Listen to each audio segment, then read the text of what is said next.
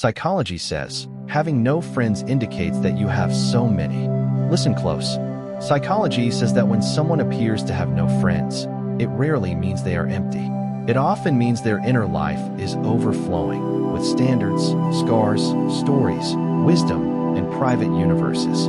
Let me walk you through what that overflow looks like, why it happens, and what it can mean for your life. 1. Standards that don't fit the marketplace. There are people whose hearts are slow to open because they know what they value. They prefer a few true companions over a crowd that cheapens the soul. Psychology calls this selectivity and sometimes high conscientiousness. Selectivity can look like loneliness from the outside. You RSVP no to invitations, you decline small talk. But inside you're protecting something fragile: trust, values, or emotional bandwidth. Imagine an old oak tree that only lets the right vines climb it. Too many vines will weaken it. The oak favors a handful that will entwine and support.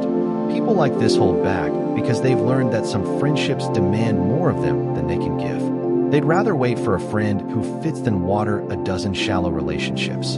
Gentle takeaway: selectivity becomes a problem only if it becomes avoidance.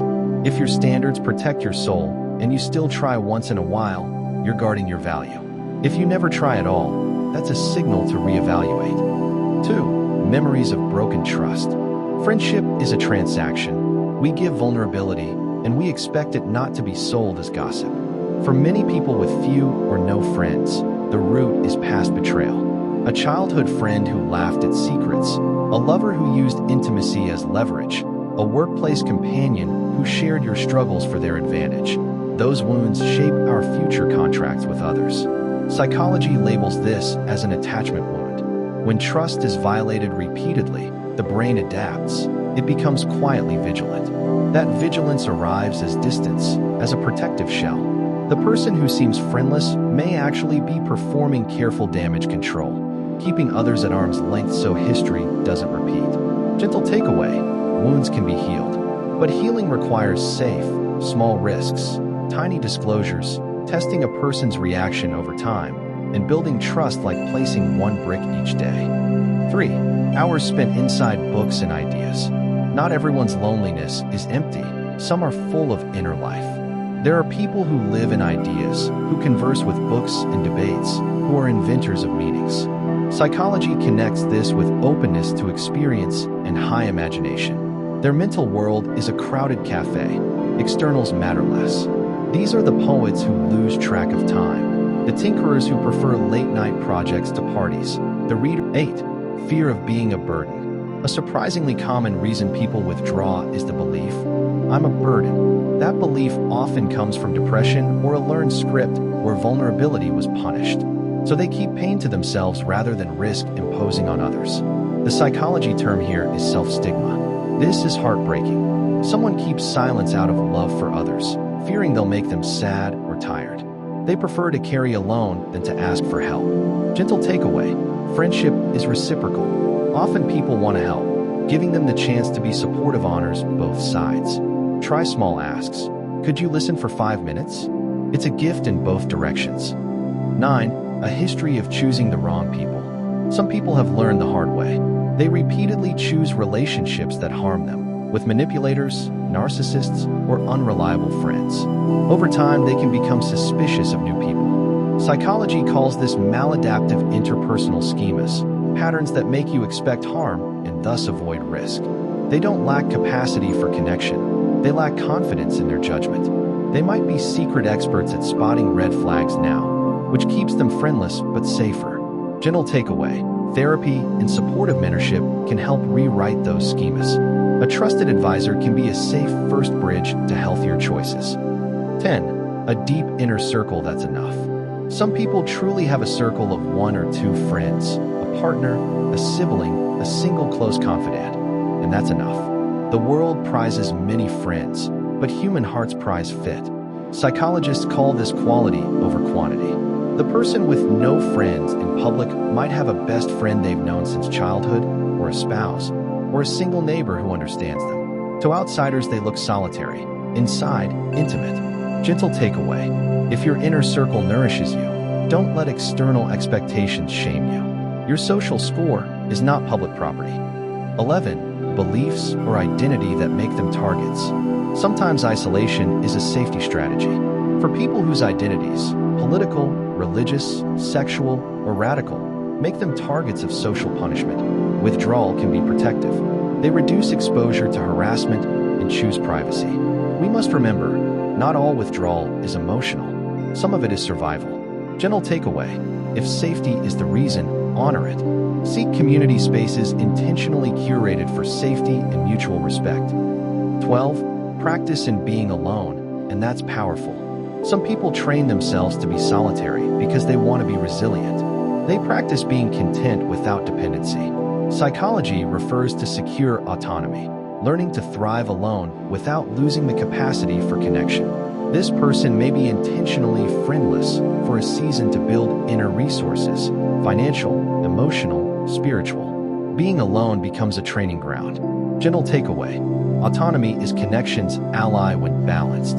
When you're strong enough to be alone, you'll choose friends for growth rather than need. 13. Many inner conversations and unresolved grief. Loneliness often hides intricate internal dialogues. People without friends might spend hours replaying scenes, arguments, embarrassments, regret. Their mind is a crowded court where cases are tried again and again. Psychology sees this as rumination or unresolved grief, which eats social energy. This person may be preoccupied.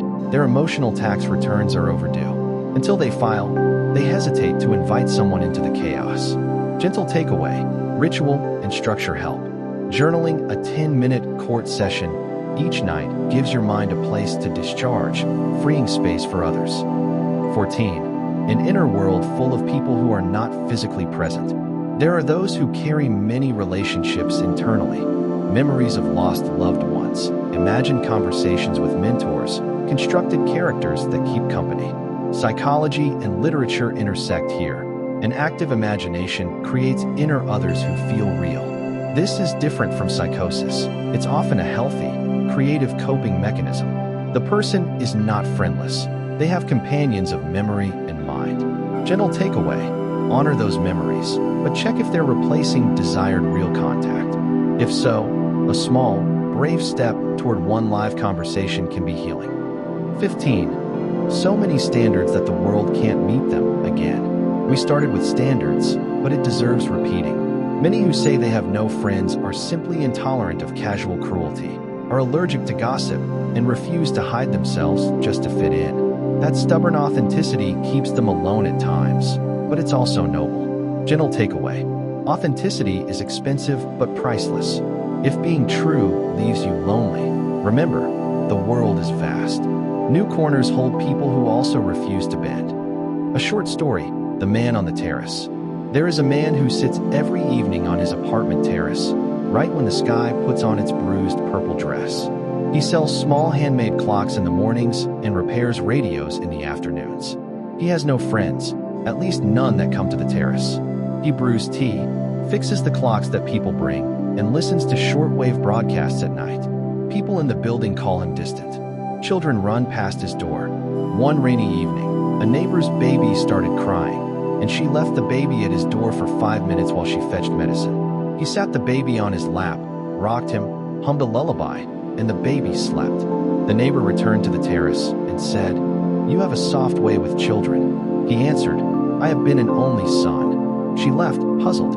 He had no friends, and yet he had 1,000 small, private skills of care. He had standards, he had fissures of loss, he had a slow love for mechanism. He had conversations with a deceased teacher each night. He had no friends because he did not need to impress anyone. He needed to repair his quiet. But when the baby slept, something in him eased. A tiny city of loneliness found a bridge to someone else. The building's people misread him for years. Then, after a flood, he turned up at the community center and spent 3 nights repairing radios for free. After that, the neighbors realized he was friendless by choice and scar, by repair and ritual. He was slowly building a public life out of quiet service. Practical psychology-based steps if you want change. If you resonated and want to increase friendships, here are practical, psychologically informed steps. 1. Start with tiny social goals. Set micro goals. 1 new person this month, one 10-minute call per week. The brain doesn't need huge leaps. It needs consistent small actions. 2. Assess the reason. Journal. Am I avoiding out of fear, standards, grief, or schedule? Naming the cause clarifies the solution. 3. Practice safe disclosure. Start with low-risk vulnerability. A little truth about your day, a small ask. Test responses slowly. 4. Join niche groups. If your niche, find online forums or local meetups that match your interest. Low-pressure shared activity builds friendship around common tasks, not forced conversation. 5. Work on trust in a laboratory. Pick one person and do a week-long experiment. Tell one small truth and see how they respond. Data helps rebuild faith. 6. Repair inner narratives. Cognitive reframing. Replace "I am a burden" with "I deserve help like everyone." Practice this mentally and in small actions. 7. If anxiety is present, practice exposure. Gradual exposure is evidence-based for social anxiety. Tiny steps, repeated. 8. Therapy is a fast track. If trauma or depression underlies solitude, a clinician can expedite healing and skill building. 9. Make maintenance tiny but frequent. Friendships live on small rituals, a meme, a voice note, a single sentence message. 10. Be compassionate to yourself. Loneliness is not a moral failing. It's a condition. Treat it with interest, not shame. For those who choose solitude, flourish where you are. If your solitude is chosen and nourishing, this section is for you. Psychology celebrates solitude when it's chosen. It predicts deeper creativity, stronger self-understanding, and more intentional relationships later on. You can be friendless and flourishing. Continue to cultivate. A practice, writing, gardening, music. One person of trust, even one is often enough. Occasional public rituals, a forum, an art class, so doors remain open. Solitude should be a garden, not a cell.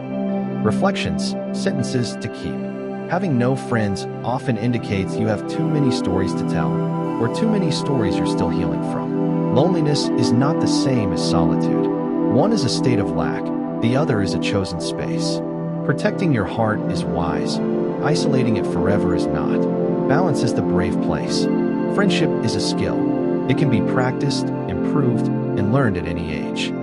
A closing scene. Imagine a small cafe at dusk. Two people sit at opposite tables. One writes letters to the dead, the other sketches maps of the city. They don't know each other yet.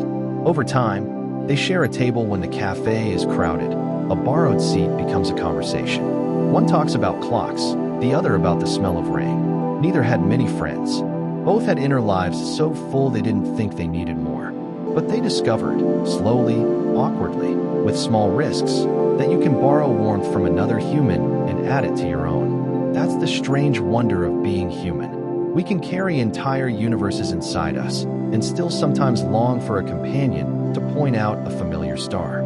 Subscribe now to Psych Secrets and be part of a journey where every video inspires you to see life with a new perspective.